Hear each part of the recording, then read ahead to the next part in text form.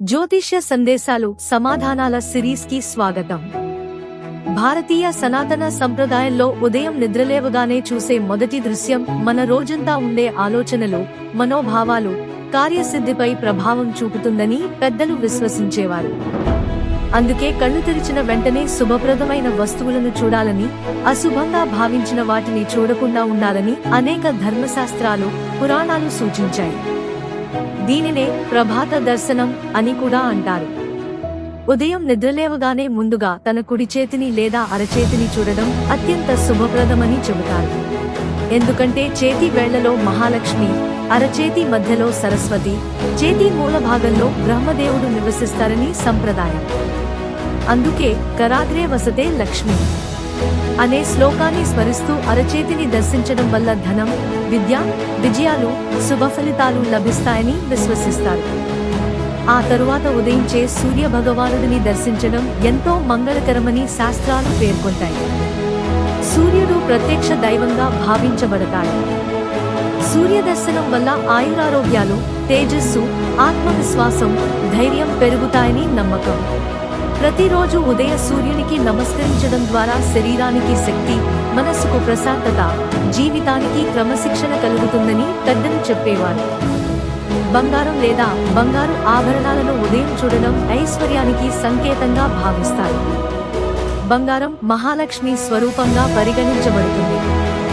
అందువల్ల బంగారం దర్శనం వల్ల ధన సంపద, వ్యాపారాభివృద్ధి, కుటుంబంలో శుభకార్యాలు, ఆర్థిక స్థిరత్వం పెరుగుతాయని జ్యోతిష్య సంప్రదాయం చెబుతుంది. దేవాలయ గోపురాన్ని ఉదయం చూడడం కూడా చాలా పవిత్రమైనదిగా భావిస్తారు. గోపురం దర్శనంతో మనసు దైవచింతన వైపు మళ్ళుతుంది. దైవస్మరణతో రోజును ప్రారంభిస్తే ఆ రోజు ప్రశాంతంగా గడుస్తుందని, కష్టాలు తగ్గుతాయని, మంచి ఆలోచనలు కలుగుతాయని విశ్వాసం.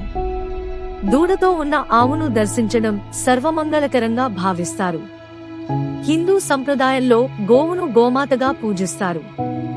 దూడతో ఉన్న ఆవును చూడడం వల్ల కుటుంబ సౌఖ్యం, సంతానాభివృద్ధి, ఆరోగ్యం, ఐశ్వర్యం కలుగుతాయని చెబుతారు. గ్రామీణ ప్రాంతాల్లో ఇప్పటికీ ఈ ఆచారాన్ని ఎంతో పవిత్రంగా భావిస్తారు.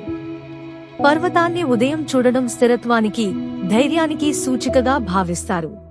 పర్వతంలా జీవితంలో కూడా కష్టాలను ఎదుర్కొని నిలబడే శక్తి మనకు కలుగుతుందని పెద్దలు చెప్పేవారు.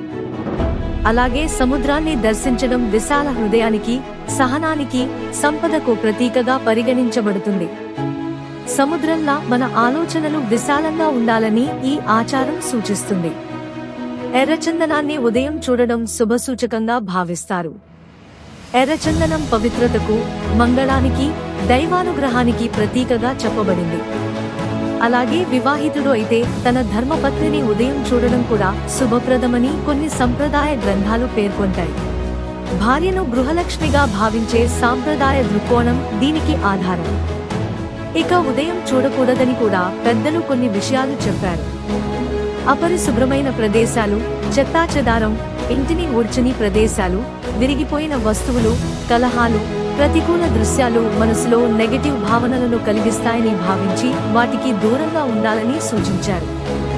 పూర్వకాలంలో కొన్ని గ్రంథాల్లో చెదిరిన జుట్టుతో ఉన్న స్త్రీని లేదా బొట్టు లేని స్త్రీని ఉదయం చూడకూడదని పేర్కొనబడింది. ఈ వీడియో నచ్చితే లైక్ చేయండి, షేర్ చేయండి. ఇలాంటి ఆధ్యాత్మిక మరియు ఆసక్తికరమైన విషయాల కోసం మా రమ్య స్పిరిచువల్ టాక్స్ ఛానల్ను సబ్స్క్రైబ్ చేయండి. మీ అభిప్రాయాన్ని కామెంట్ రూపంలో తెలియజేయండి.